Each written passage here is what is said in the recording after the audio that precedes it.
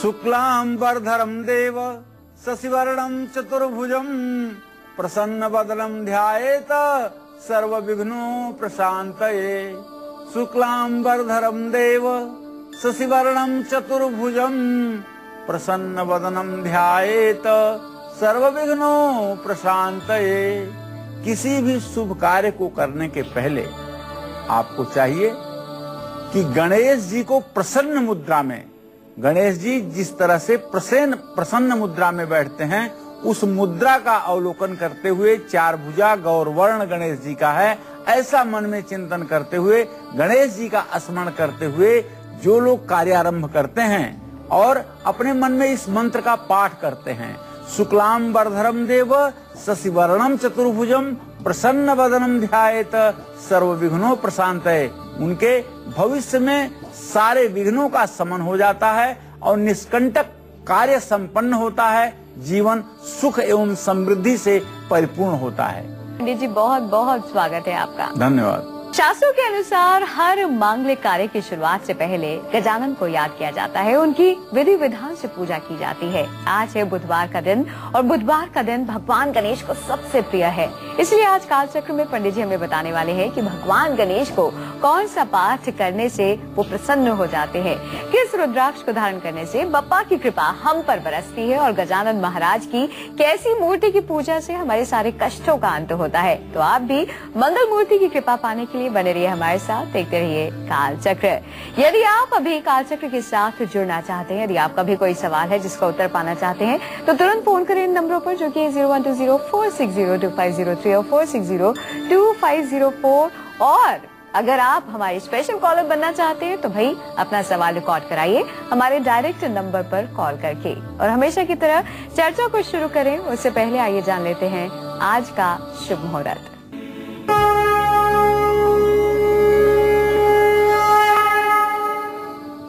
इकतीस जुलाई 2013 बुधवार, श्रावण कृष्ण पक्ष की नवमी तिथि दोपहर 3:46 तक। भरणी नक्षत्र सुबह 6 बजे तक था, उसके बाद कृतिका नक्षत्र इस समय शुरू हो चुका है।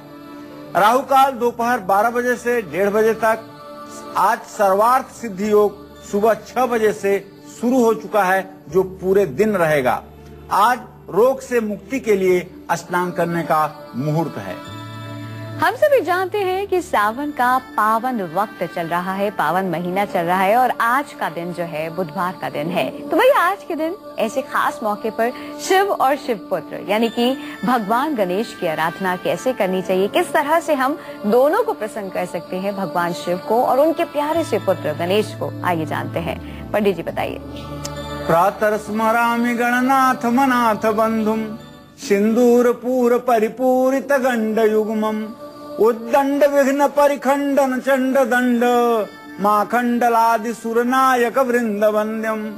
देवताओं के नायक, सुर नायक अर्थात देवताओं के नायक, देवताओं के सेनापति, देवताओं के अग्रगण्य नेता भगवान गणेश का प्रातः काल स्मरण करते हैं, जो सब प्रकार के विघ्नों का शमन करने वाले और हर प्रकार के सुखों का उदय करने वाले हैं। सावन के महीने में गणेश उपासना का महत्व और भी बढ़ जाता है और बुधवार के दिन तो गणेश पूजन का महत्व अपने आप में है ही है। सावन के बुधवार सुबह और शाम स्नान करके शिव और गणेश की एक साथ पंचोपचार पूजा करने का हमारा शास्त्रोक्त विधान है। यदि आपके पास समय है और आप कर्मकांड में रुचि रखते हैं तो आप षोडशोपचार और राजोपचार भी पूजन भगवान शिव और गणेश की करके अपने जीवन को कृतकृत्य कर सकते हैं। शिवलिंग को सफेद चंदन मिले हुए जल से स्नान कराना चाहिए। सफेद मंदार के फूल, अक्षत, बिल्वपत्र चढ़ाना चाहिए। इसी तरह श्री गणेश की मूर्ति पर सिंदूर, दुर्वांकुर, केसरिया चंदन, अक्षत, नारियल और कलावा समर्पित करना चाहिए। शिव और गणेश को केले और मेवे के लड्डुओं का भोग भी चढ़ाना चाहिए। धूप व दीप प्रज्वलित करके शिव और गणेश के मंत्रों का जप करना चाहिए। वैसे आपको स्क्रीन पर लिखा हुआ एक मंत्र आ रहा है, उसे भी आप जप के रूप में प्रयोग कर सकते हैं, लेकिन आप महामृत्युंजय मंत्र ओम त्र्यंबकम जजामहे सुगंधिम पुष्टिवर्धनम उर्वारुकमिव बंधनान मृत्योर्मुक्षीयमामृतात्, इस मंत्र का जप यदि भगवान शिव की आराधना के बाद करें तो निसंदेह मनोकामना पूरी होती है और सब प्रकार के कष्टों का शमन होता है। महामृत्युंजय मंत्र सिर्फ लंबी आयु प्राप्त करने के लिए नहीं होता। महामृत्युंजय मंत्र धर्म अर्थ काम मोक्ष चारों पुरुषार्थों की सिद्धि करने के लिए भी होता है। इसकी अलग अलग प्रयोग की विधाएं शास्त्रों में वर्णित हैं। गणेश जी के लिए मैं बताना चाहूंगा, लंबोदरम महाकायम गजवक्त्रम चतुर्भुजम आवाहयाम्यहम देव गणेशम सिद्धिदायकम। गणेश जी के लिए यह मंत्र या गणेश जी के लिए ओम गंग गणपतये नमः, इस मंत्र का यथाशक्ति जितना आप अधिक से अधिक कर सकते हैं जप करना चाहिए। पूजा व मंत्र ध्यान के बाद शिव व श्री गणेश की धूप दीप व कर्पूर की आरती से निश्चित रूप से प्रसन्न करने के लिए उपक्रम करने चाहिए। भगवान शिव और गणेश के स्नान का चरणामृत ग्रहण करना चाहिए। श्री गणेश पूजा का सिंदूर मस्तक पर अपने चंदन के रूप में लगाना चाहिए। इससे सारे विघ्नों का शमन होता है और जीवन सुखी होता है। दर्शकों, आपको मैं ये बताना चाहूंगा कि देखिए, बुधवार का दिन जो है वह बुध ग्रह का दिन है और बुध ग्रह का संबंध भगवान श्री हरि विष्णु से है और भगवान श्री हरि विष्णु के बारे में कहा गया है कि गणेशो साक्षात कृष्ण है। गणेश साक्षात कृष्ण के ही स्वरूप हैं, इसलिए बुधवार का दिन गणेश की उपासना के लिए सर्वोत्तम माना जाता है। तो भाई भगवान शिव और श्री गणेश की पूजा कैसे करनी है, एक साथ कैसे करना है, इनको प्रसन्न कैसे करनी है, इनकी आराधना, ये तो हमने जान लिया। आइए इसी के साथ रुक करते हैं दैनिक राशि फल का। शुरुआत करते हैं मेष राशि से, जानते हैं कि एरीज के लिए कैसा रहने वाला है आज का दिन। पंडित जी बताइए। आज मेष राशि के जातकों की यश और कीर्ति बढ़ेगी। आज आपका दूर दूर तक नाम फैलेगा, आप विख्यात होंगे और आपको सफलता मिलेगी।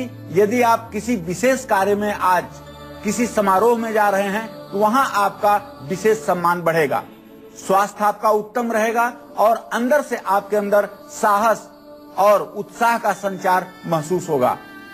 यदि आप विद्यार्थी हैं तो निश्चित रूप से आपको पढ़ाई के क्षेत्र में सफलता मिलेगी और आपके पढ़ाई से संबंधित, प्रतियोगिता से संबंधित रुकावटों का शमन होने में आज आपको आपका भाग्य सहायता देगा। आपके संतान का भाग्योदय होगा। ओम अंग अंगारकाय नमः का जप करें। जय मां विंध्यवासिनी। आज की हमारी पहली स्पेशल कॉलर है मेरठ की रहने वाली पल्लवी। इन्होंने हमारे डायरेक्ट नंबर पर कॉल करके अपना सवाल रिकॉर्ड कराया है। आइए जानते हैं क्या है इनकी समस्या, उसके बाद पंडित से जानेंगे इनकी समस्या का समाधान। मेरा नाम पल्लवी है। मेरा जन्म बिजनौर जिले के गांवरी धामपुर के पास एक गांव पड़ता है, वहाँ हुआ है। मेरा जन्म 1981 में शाम को 6:10 पे हुआ है। और मेरा प्रश्न एक तो मैं एक्चुअली मेरी 2011 में शादी हुई और 2011 से मतलब मैं वहाँ रहती नहीं हूँ, तो मेरी शादी रहेगी। मैं अपने हस्बैंड से अलग रहती हूँ 4-5 महीने के बाद ही। तो मेरी शादी रहेगी नहीं रहेगी। और मुझे अपनी गवर्नमेंट जॉब के बारे में पूछना है कि मेरी गवर्नमेंट जॉब होगी, कब होगी। पल्लवी, मैं बताना चाहूंगा बेटा, आपने जो प्रश्न किया है इसके आधार पे लग्नेश और सप्तमेश बुध और बृहस्पति के बीच में मंगल मणव योग कारक है। आपका विवाह बचने की संभावना कम है। आपको चाहिए कि आप मंगलवार को मंगला गौरी का व्रत करिए, जिससे आपका दाम्पत्य जीवन रह पाए। और दूसरे क्रम में जो आपने सरकारी नौकरी के बारे में प्रश्न पूछा है, चंद्रमा से 10वें भाव का स्वामी शनि है। शनि मंगल की युति तृतीय का 5म नवम हो रही है। आपको सरकारी नौकरी मिल सकती है। इसके लिए आपको 6 से 7 महीने का इंतजार करना पड़ेगा और प्रयास तेज करने पड़ेंगे। रुक कर रहे हैं इसी के साथ अगली राशि का। अगली राशि है वृषभ राशि। जानते हैं कि टॉरस के लिए कैसा रहने वाला है आज का दिन। पंडित जी बताइए। आज वृषभ राशि के जातकों को चाहिए कि आप थोड़ा सा सावधानी से अपने जीवन को आगे बढ़ाएं, क्योंकि आज संक्रामक रोग आपके अंदर प्रविष्ट कर सकता है। इसलिए आप संक्रमित वस्तुओं से अपने आप को दूर रखें। आज आपको रोग हो सकता है। भूमि भवन का आपको लाभ मिलेगा। घर से संबंधित यदि कोई कार्य करना चाहते हैं तो आप उससे जरूर करें और आपके माता का स्नेह और सुख आज के दिन विशिष्ट रूप से आपको प्राप्त होगा। आपकी नई योजनाएं भी साकार होंगी, सफल होंगी। आपको चाहिए कि आप शनि का उपाय करें। रोटी बनाने वाला एक तवा किसी को दान करें, इससे आपका भाग्योदय होगा। जय मां विंध्यवासिनी।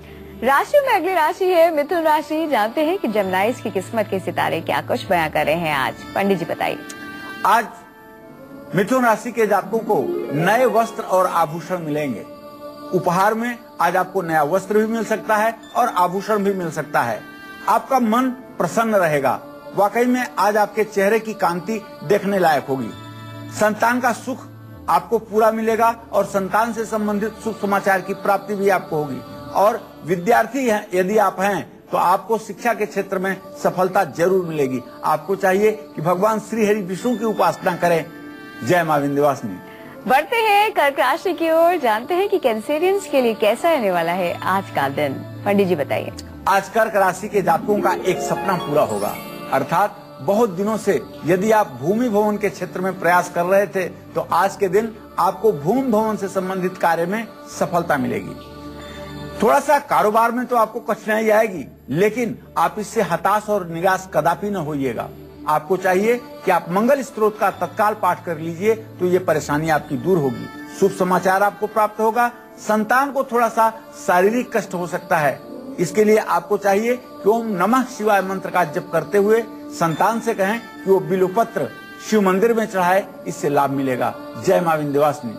नोएडा से एक दर्शक जुड़ गई है। पुष्पा जी, स्वागत है आपका। अपना सवाल करें। हाँ मैडम नमस्कार। आचार्य जी प्रणाम। हाँ सदा सुखी रहिए पुष्पा जी। हाँ जी, मेरी उम्र 62 साल है। मैंने शमी के पौधे को अपने घर में लगाया है। उसकी क्या विशेषता है और कैसा होता है? क्योंकि मैंने जो लगाया है वो सूर्य अस्त के समय में बिना हाथ लगाए बिना छुए सिकुड़ जाता है और सुबह खिल जाता है। तो ये इसकी विशेषता है या असली पौधा है? और इसकी पूजा मैं कैसे करूं, मेरे लिए कैसी रहेगी? देखिए, शमी का वृक्ष जो है ये बबूल की ही प्रजाति का एक वृक्ष है और ऐसा नहीं होता कि ये सूर्यास्त के बाद सिकुड़ जाए। वो शमी नहीं है। शमी का वृक्ष 24 घंटे एक ही रूप में रहता है। इसके रूप में परिवर्तन नहीं होता है। लेकिन शमी वृक्ष और बबूल के वृक्ष में सिर्फ एक अंतर होता है। दोनों की पत्तियां लगभग एक जैसी होती हैं। इसमें सिर्फ एक अंतर होता है कि बबूल के कांटे जो निकलते हैं उसमें से पत्तियां नहीं निकलती कांटों में से, और कांटों में से पत्तियां नहीं निकलती हैं और शाखा नहीं बनती है, विस्तार नहीं होता है, कांटे काटे रहते हैं। लेकिन शमी वृक्ष में जो छोटे छोटे कांटे होते हैं आप देखेंगी तो ध्यान से, उसी में पत्तियां निकल आती हैं और वो अंत में एक डाल के रूप में परिवर्तित हो जाता है। दोनों में यही परिवर्तन है। आप और हम रुद्राक्ष की महिमा के बारे में जानते हैं। चलिए ये जानते हैं कि कब और किस रुद्राक्ष को हम धारण करें जिससे कि भगवान गणेश जो है वो हमारे तमाम विघ्नों को हर लें। आइए जानते हैं। पंडित जी बताइए। भगवान गणेश का स्वरूप गणेश रुद्राक्ष क्लेश का, कष्टों का शमन करता है। गणेश रुद्राक्ष को सोमवार के दिन सफेद या लाल धागे में गले में धारण करने का विधान है। गणेश रुद्राक्ष धारण करने से कई क्षेत्र में एक साथ सफलता मिलती है। गणेश रुद्राक्ष धारण करने से केतु और बुध ग्रह के बुरे प्रभाव भी व्यक्ति पर नहीं पड़ते। गणेश रुद्राक्ष पहनने से एकाग्रता और स्मरण शक्ति बढ़ती है। मैं अपने दर्शकों को एक बात बताऊंगा कि देवी भागवत में बड़ा जोर देकर के कहा गया है कि यदि आप गणेश रुद्राक्ष धारण करते हैं तो यह अति उत्तम है। लेकिन यदि गणेश रुद्राक्ष आपको नहीं मिल पाता है तो आप मूंगे पर यदि गणेश की प्रतिमा बनवा करके, गणेश की मूर्ति बनवा करके उसे सोने के लॉकेट में गले में धारण करते हैं तो आपके जीवन में कोसों कोस दूर तक किसी प्रकार का विघ्न और संकट का समावेश नहीं होगा। अब में कौन सा गणेश मंत्र जप कर, गणपति को क्या भोग लगाकर और गणेश की किस मूर्ति की आराधना करके हम अपनी सभी मनोकामनाओं को पूर्ण कर सकते हैं, यही बता रहे हैं कालचक्र में आज हमें प्रश्न कुंडली विशेषज्ञ पंडित सुरेश पांडे जी।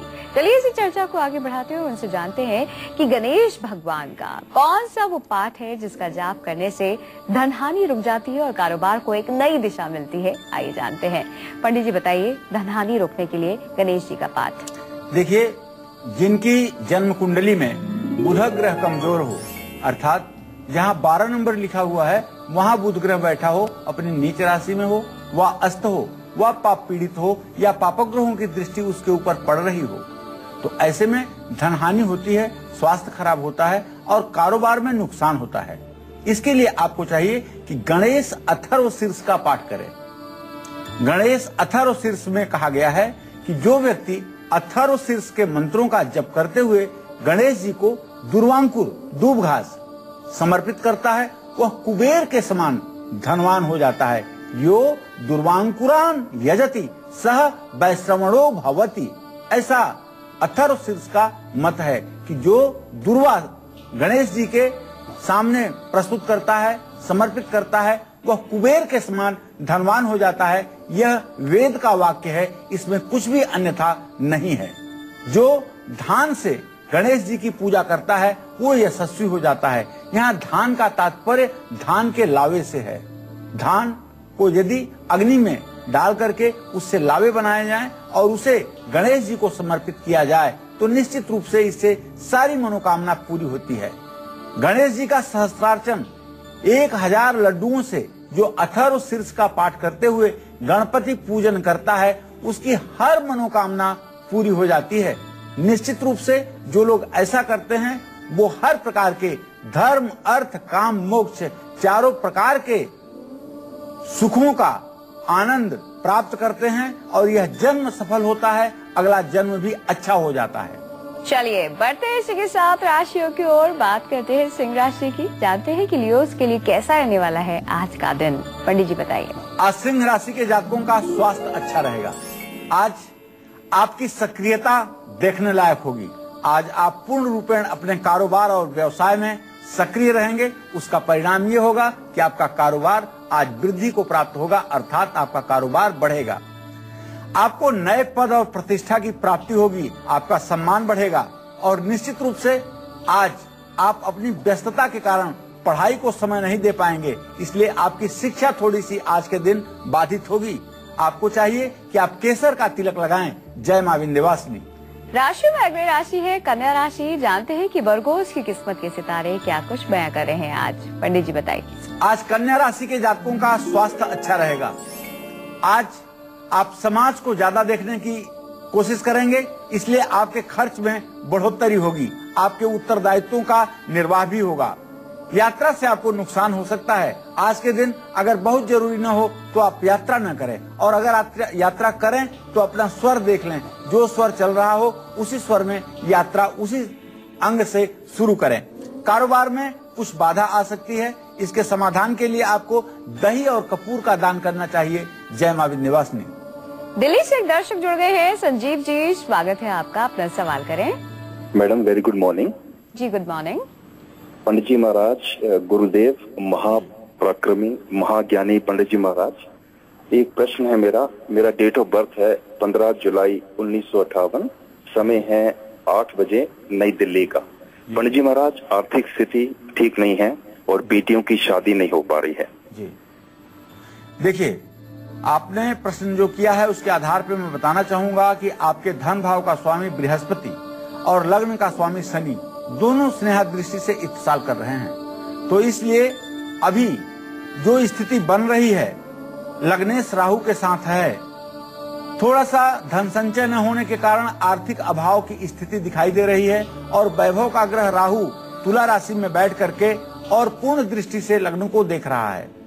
आप यदि भगवान गणेश का सहस्त्रार्चन इसी सावन महीने में बुधवार को कर दें तो मैं विश्वास के साथ कह सकता हूं कि आपकी परिस्थिति में परिवर्तन होना शुरू हो जाएगा और आपकी आर्थिक स्थिति में सुधार भी होगा। जहां तक बेटियों के शादी के बारे में आपने पूछा है तो आपके पंचम भाव से सप्तम भाव सूर्य और शनि दोनों ग्रहों की स्थिति चतुर्थ दशम है। बेटियों का विवाह 2014 के मार्च महीने के बाद होने का संयोग बनता है और विवाह निश्चित रूप से अच्छा होगा।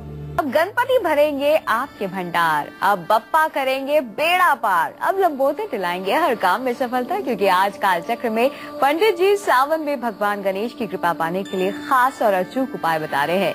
तो आप भी बने रहिए हमारे साथ, देखते रहिए काल चक्र। चलिए पंडित से जानते हैं कि सावन में आखिरकार किस चीज से बनी गजानन की मूर्ति जो है उसकी पूजा करने से हमें तमाम कष्टों से मुक्ति मिलती है और धन में वृद्धि होती है। आइए जानते हैं पंडित जी, किस धातु से बनी हुई मूर्ति को हमें पूजना चाहिए सावन में? देखिए, मैं अपने दर्शकों को कई बार बता चुका हूं, आज बताना चाहूंगा कि पारा जिसे पारद कहते हैं, पारा, यह भी एक प्रकार की धातु है। ये भगवान शिव और शक्ति, जिस तरह से चराचर जगत शिव और शक्ति के सामंजस्य से संचालित हो रहा है, उसी तरह उनका स्वरूप है ये पारद। पारद की गणेश प्रतिमा सभी दुखों का शमन करती है। पारद के गणेश की स्थापना से आने वाले कष्टों से मुक्ति मिलती है और पारे के बने हुए गणेश की अगर घर में स्थापना की जाए तो इससे रिद्धि सिद्धि प्राप्त होती है। बुधवार के दिन पारे के गणपति को अगर आप अपने दुकान में स्थापित कर रहे हैं और प्रतिष्ठित कर रहे हैं तो निश्चित रूप से आपको धन लाभ होकर रहेगा। पारे के गणेश जी की रोज पूजा करने से जहां आर्थिक स्थिति मजबूत होती है, वहीं मन की बेचैनी और व्याकुलता भी समाप्त होती है। जो विद्यार्थी हैं उन्हें हर रोज पारद गणेश की पूजा करनी चाहिए। इससे बुद्धि और ज्ञान की प्राप्ति होती है।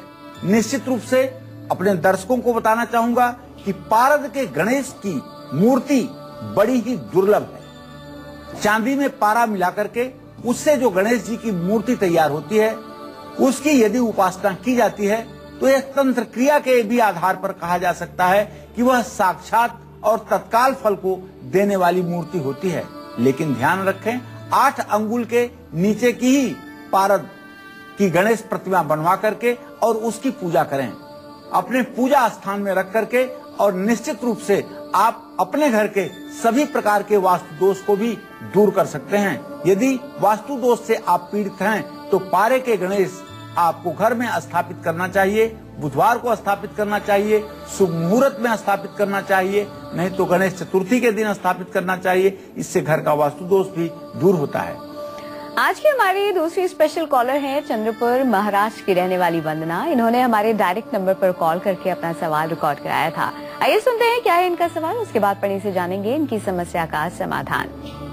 मैं वंदना बोल रही हूँ चंद्रपुर से। मुझे मेरे बच्चे के बारे में पूछना है। उसकी डेट ऑफ बर्थ है 14 सितंबर 94 और जन्म समय है सुबह 8:47 चंद्रपुर महाराष्ट्र में। वो पढ़ाई में बार बार फेल हो रहा है एग्जाम वगैरह, तो उसकी भविष्य के बारे में मैं जानना चाहती हूँ।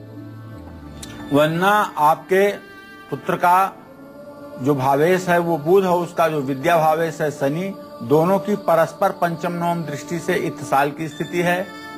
बच्चा आपका पढ़ाई में बिल्कुल मन नहीं लगा रहा है। पिछले 2.5 वर्षों से उसकी पढ़ाई बिल्कुल बर्बाद जा रही है।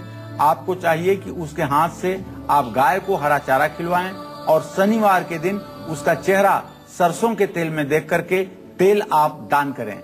ऐसा यदि आप 4 शनिवार और 4 बुधवार को करती हैं तो निश्चित रूप से पढ़ाई में सुधार होगा। 21 मसूर के दाने लाल कपड़े में सिल करके उनके पढ़ने जाने वाले बैग में मंगलवार को आप डालें, इससे भी उनके पढ़ाई में सुधार होगा।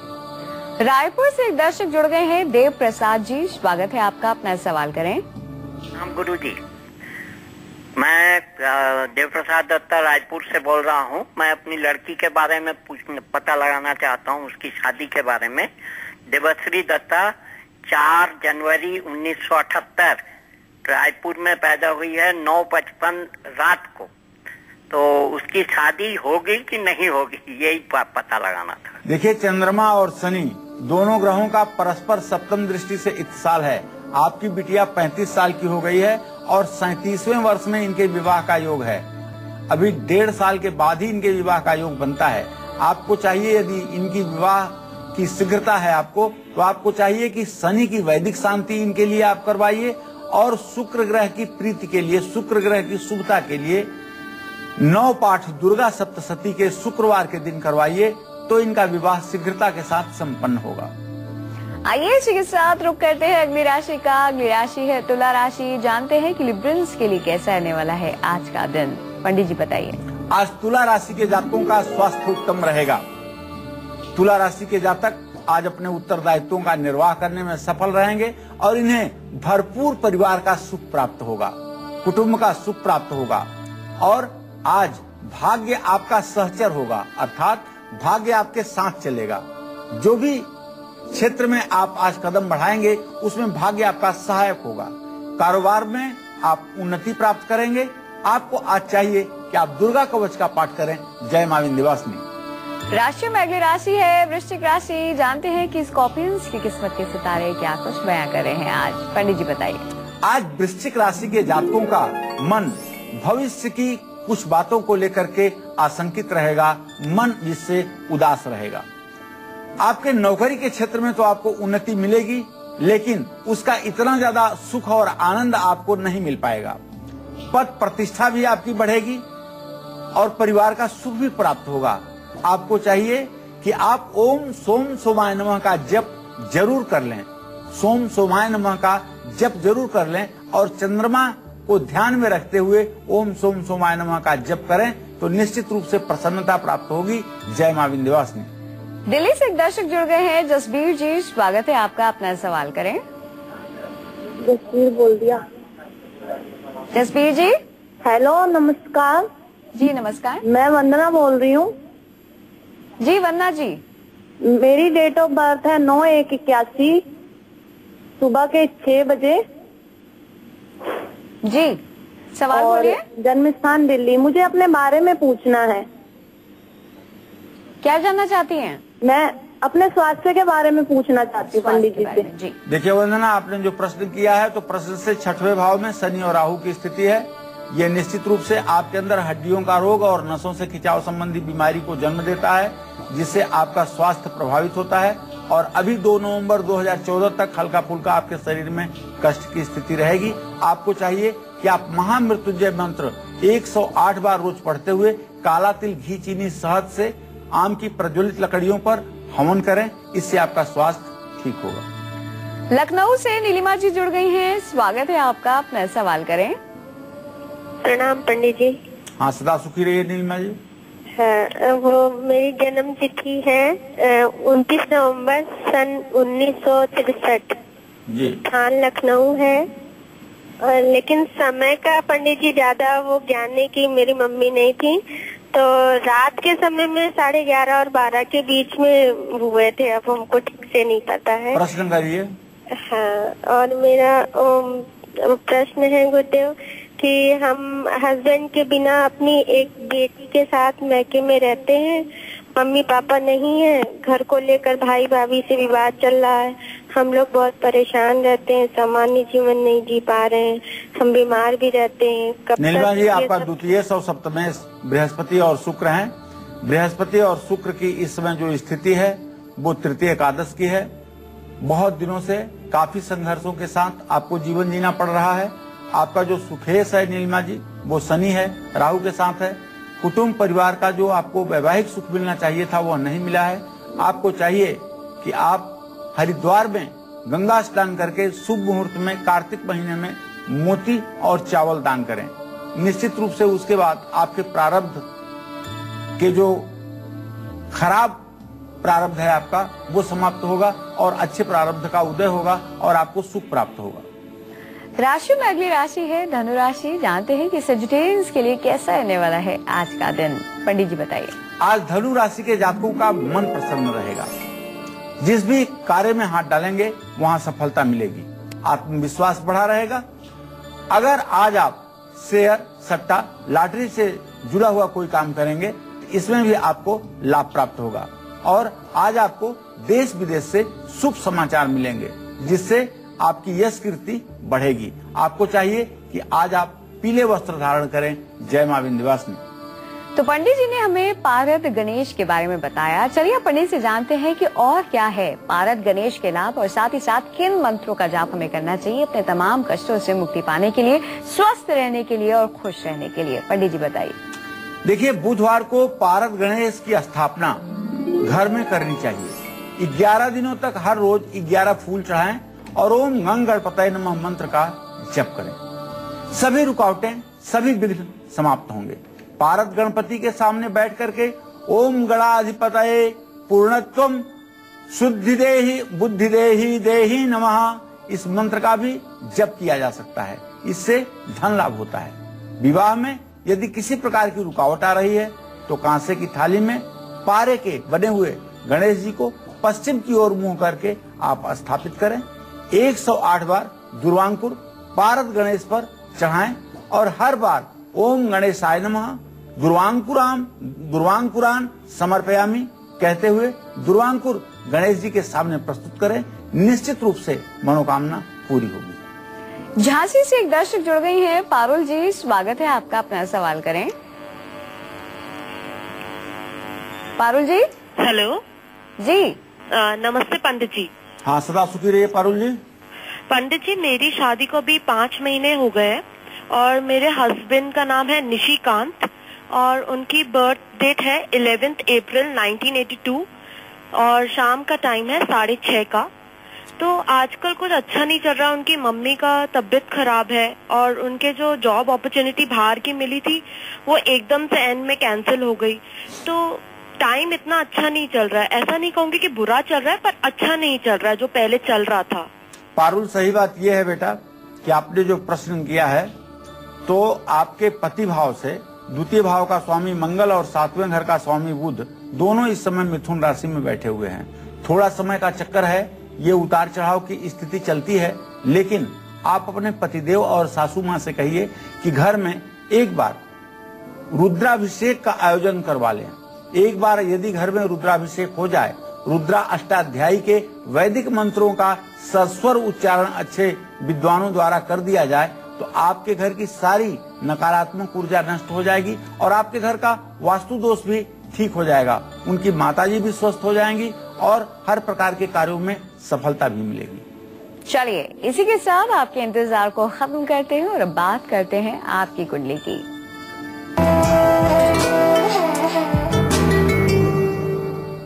आज के हमारे कुंडली कॉलर हैं गुड़गांव के रहने वाले सुशील त्यागी। इनकी कुंडली इस वक्त हमारे पास है। आइए पंडित से जानते हैं कि इनका भाग्य क्या कुछ कहता है। पंडित जी, क्या कहती है इनकी कुंडली? सुशील त्यागी का जन्म 7 फरवरी 1990 को 8 बजे प्रातःकाल कांगड़ा हिमाचल प्रदेश में हुआ। इनकी जन्म कुंडली को देखा जाए तो कुंभ लग्न की इनकी जन्म कुंडली है। शरीर भाव का स्वामी शनि आमदनी के स्थान में धनु राशि में मंगल, शुक्र और बुध के साथ विराजमान है। इनके कुंडली का भाग्येश शुक्र शनि के साथ बुध के साथ है एकादश भाव में। यह कुंडली अपने आप में बहुत ही अलौकिक और बहुत ही अच्छी मानी जाएगी। अभी तो इनकी 23 साल की उम्र है। शनि में शुक्र का अंतर चल रहा है, समय यह भी ठीक है, लेकिन एक दिन ऐसा आएगा जब सुशील त्यागी आप बहुत विख्यात और हर प्रकार के सुखों से युक्त होकर के इस धरती पर बहुत ही ज्यादा सफलता प्राप्त करेंगे, क्योंकि आपके कुंडली में लग्नेश, पंचमेश, नवमेश तीनों ग्रहों की एक साथ युति है। निश्चित रूप से आप अपने जीवन में कुछ ऐसा करेंगे जिसे बहुत दिनों तक याद किया जाएगा। आपको चाहिए कि एक पन्ना और एक ओपल और एक नीलम, तीनों को एक चांदी के लॉकेट में बनवा करके अपने गले में धारण करें। इससे आपका भाग्योदय होगा। बिना वक्त गवाए बात कर लेते हैं मकर राशि वालों के आज के राशि फल की। जानते हैं कि कैप्रिकॉर्न्स के लिए कैसा रहने वाला है आज का दिन। पंडित जी बताइए। आज मकर राशि के जातकों को शिक्षा के क्षेत्र में मिलेगी सफलता। प्रतियोगी परीक्षा में यदि आप आज के दिन भाग लेंगे तो निश्चित रूप से सफलता मिलेगी, और यदि आप किसी इंटरव्यू के लिए जा रहे हैं तो आज आप सफल होकर आएंगे। आपका आज दिन बहुत अच्छा व्यतीत होगा और संतान की उन्नति का समाचार भी प्राप्त होगा। स्वास्थ्य आपका उत्तम रहेगा और शासन सत्ता से आपको लाभ भी प्राप्त होगा। शासन सत्ता में रुके हुए आपके काम पूरे होंगे। आपको चाहिए कि आप शनि देव की आज उपासना करें। जय मां विंध्यवासिनी। राशि में अगली राशि है कुंभ राशि। जानते हैं कि एक्वेरियस की किस्मत के सितारे क्या कुछ बयां कर रहे हैं आज। पंडित जी बताइए। आज कुंभ राशि के जातकों को आर्थिक बचत में कामयाबी मिलेगी। धन संग्रह करने में आप कामयाब रहेंगे। बचत में आपको सफलता मिलेगी। कारोबार में आपके सुधार की स्थिति दिखाई देगी और आपके प्रयास भी सफल होंगे। मित्रों से आपको लाभ प्राप्त होगा। मित्र सही सुझाव देकर के आपकी परेशानियों का निदान करेंगे। आपको आज का दिन आपका बहुत स्वास्थ्य की दृष्टि से अच्छा है। आपको चाहिए कि आज अधिक से अधिक अपनी जिम्मेदारियों को आप पूरा करने की कोशिश करें। शनि का उपाय करें। जय मां विंध्यवासिनी। पुणे से भास्कर जुड़ गए हैं। स्वागत है आपका, अपना सवाल करें। पंडित जी नमस्कार। मैं भास्कर बोल रहा हूँ पुणे से जी। पंडित जी, एक 1.5 साल से मेरा समय बहुत खराब जा रहा है। मेरे पास नौकरी नहीं है जी। और 1.5 साल से मैं जॉब नहीं कर पा रहा हूँ। जी। झूठा आरोप लग गया है मेरे ऊपर, उसके ऊपर भी केस वगैरह चल रहा है। तबीयत भी बहुत खराब रहती है, हार्ट का ऑपरेशन हो चुका है, तो बहुत परेशानी से गुजर रहा हूँ मैं। भास्कर जी, मैं आपको बताना चाहूंगा कि आपने जो प्रश्न किया है अपने समय को लेकर के, तो आपका भूतकाल और वर्तमान इन दोनों को अगर देखा जाए तो थोड़ी सी संघर्ष की स्थिति जरूर है, लेकिन आप इन परेशानियों से मुक्ति पाने के लिए सिर्फ और सिर्फ 3 माला गायत्री मंत्र का सूर्य को अर्घ दे करके नित्य जप करना शुरू कीजिए। और मैं कहूंगा आपसे कि आप दोनों हाथ ऊपर उठा करके सूर्य की तरफ मुंह करके, भले ही आप कमरे के अंदर करें, गायत्री मंत्र का 3 माला जप कीजिए। इससे आपका स्वास्थ्य भी ठीक होगा और आपको जो आर्थिक परेशानी हो रही है, नौकरी के क्षेत्र में आपको सफलता नहीं मिल रही है, उसमें भी आपको कामयाबी मिलेगी। बढ़ते हैं इसी के साथ अंतिम राशि की ओर। अंतिम राशि है मीन राशि। जानते हैं कि पाइसेस के लिए कैसा रहने वाला है आज का दिन। पंडित जी बताइए। आज मीन राशि के जातकों का स्वास्थ्य उत्तम रहेगा। आज आपको भूमि, भवन और वाहन का योग बन रहा है। अगर आज के दिन आप वाहन खरीदना चाहते हैं या वाहन से जुड़ा कोई कार्य करना चाहते हैं तो आज का दिन आपके लिए अनुकूल है। आज आप यात्रा कर सकते हैं। उत्तर दिशा की यदि यात्रा करना चाहते हैं तो भोजन करके यात्रा करें। शेष दिशाओं में आप यात्रा कर सकते हैं। परिवार का सुख आपको प्राप्त होगा। ओम ब्रिंग बृहस्पति नमः का जप करें। जय मां विंध्यवासिनी। पंडित जी बहुत बहुत शुक्रिया तमाम जानकारी के लिए। धन्यवाद।